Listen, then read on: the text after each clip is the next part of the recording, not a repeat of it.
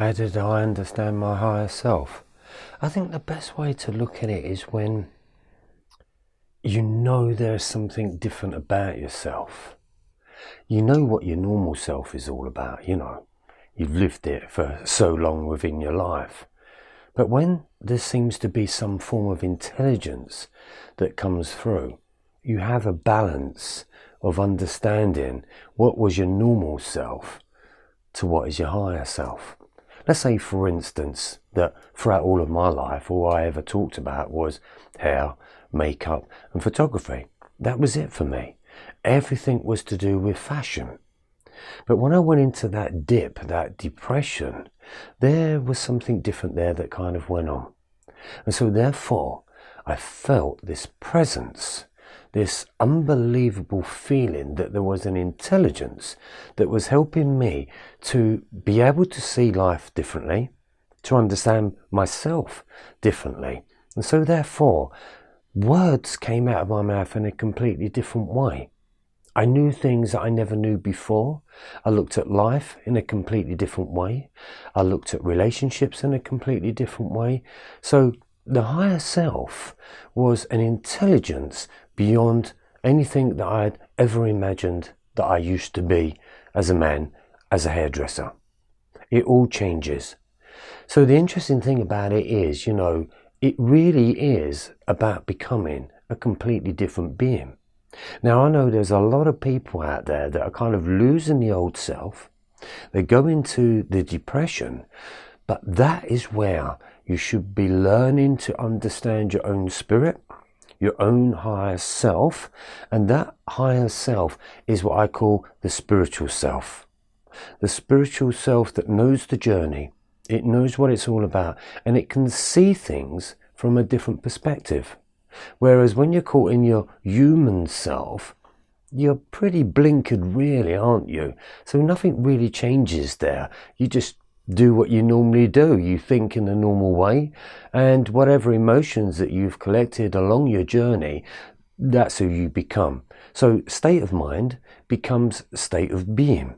So if you have a bad experience throughout all of your life and you carry that and you don't understand it, then that's what you become, and you keep being that.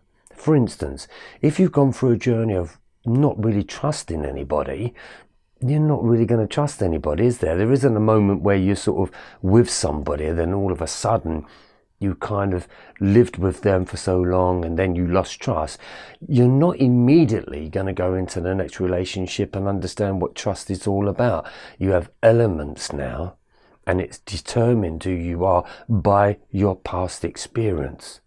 The higher self comes in, brings you into depression. Now, when you're talking to the higher self, it's going to feel like depression for sure, because it's a feeling that you've never felt before. And that is what is very difficult to explain and is difficult to understand whilst you're going through it. So it's like a complete shutdown. It's like your higher self says, okay, you've had your free will, you've had your fun, now it's my turn. You're going to listen to me because there's a different plan here that's going on, and we're going to get together and try to understand life in a completely different way. So the higher self came in an unbelievable way, and it was the higher self, say, that was giving me all the information. And this is why I say to people, the most best therapeutic, I would say, to discover yourself is to write things down.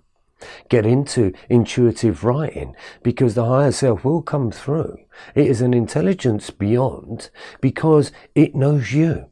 So if you're a being that's kind of lost themselves, you don't know who you are anymore, then you get in connection with the higher self. That is your divinity. I believe that is the being that you should have been before it all got mucked up, basically, by the programming of human life. Your parents done a good job of that, then your schooling does another good job of that, then your relationships and your friends and your experiences adds on top, and before you know it, you've completely lost yourself.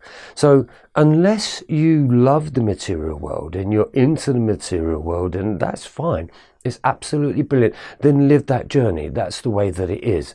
But when the higher self comes in and it gets you to see the importance, it gets you to see the meaning of who you are, then that's a totally different world. And that really, truly does take time to try and understand, because there's such a difference there. It's like listening to Radio 1 all your life, and then all of a sudden you're listening to Radio 2 and you think, why am I listening to Radio 2 for? I don't even know what Radio 2 is. And then you kind of get used to Radio 2 and you start listening, you think, okay, this is not so bad. And you start weaning yourself off of Radio 1. So that is the difference. It's like turning the dial from one frequency to who you used to be into who you should be or who you want to be. Now, there's the key there. Your life has been a process of experiences, and so therefore Monday turns into Tuesday, turns into Wednesday, and before you know it, you're 30 years old. Life has built you to be that type of a person. You get it?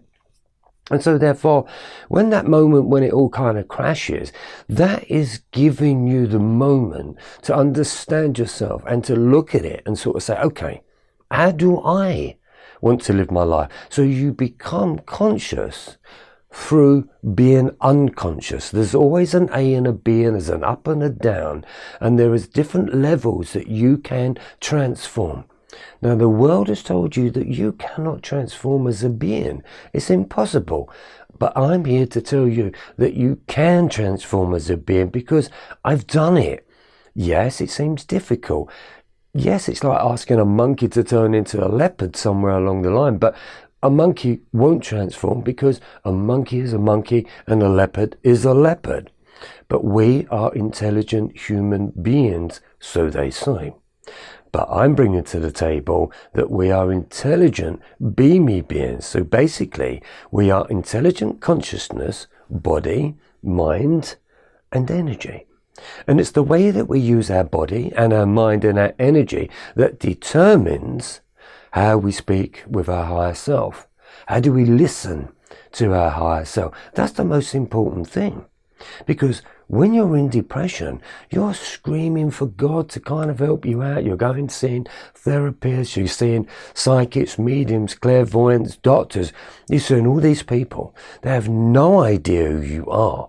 Only you know you. Now you know that you're at this place where you're depressed. So you know who you used to be. And so therefore, when you're depressed, you know that's how you don't want to be. But here's the problem.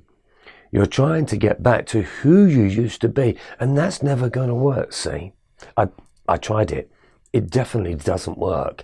So why go back to the being that you used to be that's got you in the problem of where you're at right now? See, that won't make sense. So if you do go back to being the person that you used to be, I'll guarantee you'll just keep on traveling. It might take 6 months, it might take a year, it might take a week, and then all of a sudden you'll be back in that place. See, there's the bipolar, trying to get back to who you are. No, that will only lead you to the same place of where you are now, which is depressed.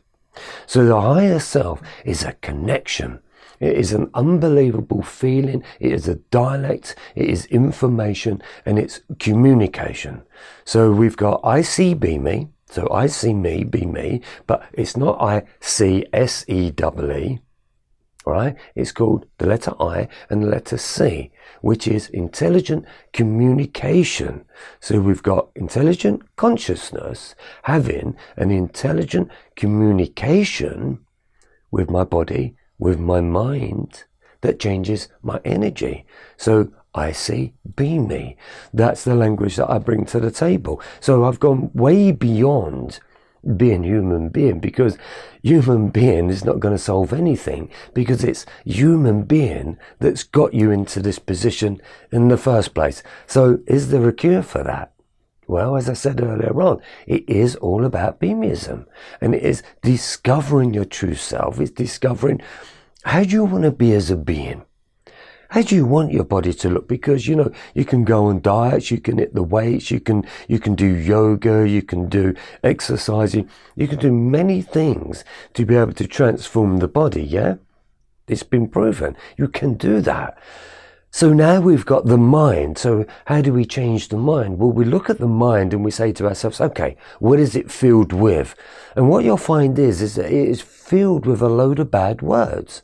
Now, if there's 500,000 words in the dictionary, you have to look at that and sort of say to yourself, how many of them words are you using in your life?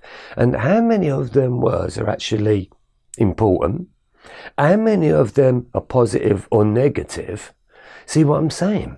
It's the vocabulary that you speak with yourself to and with, because that becomes the relationship. So if you're having a bad relationship within yourself, then life becomes one great big bad relationship. But the higher self doesn't want you having a bad relationship anymore. It wants you to form a bond. It wants you to understand that you can change your mind, that you can change the words, you can change the vocabulary, you can change the way you see things by the way that you judge things. And that is the beginning of understanding what it means to communicate with your higher self.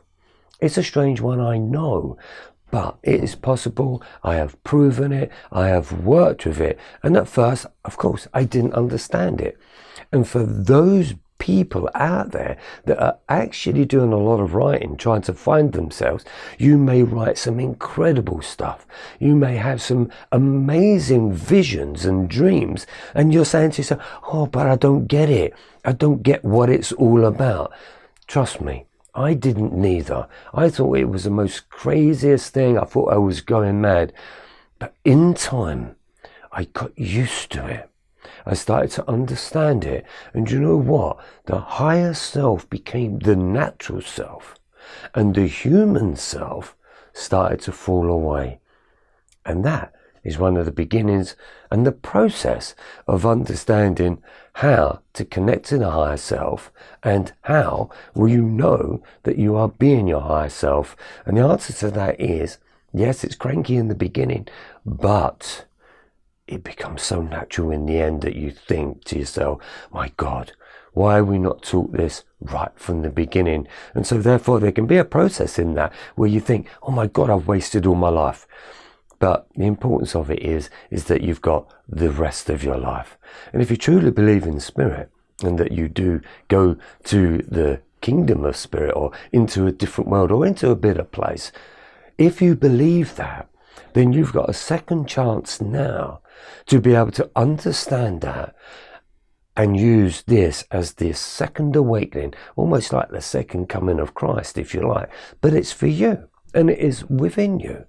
So if you can understand that, work with it, write down everything you know, write down every thought, every feeling. Try to put a picture within your mind that says this: who would I be? What would I be doing? How would I be thinking if the program really didn't fuck me over? And I'll leave you with that one.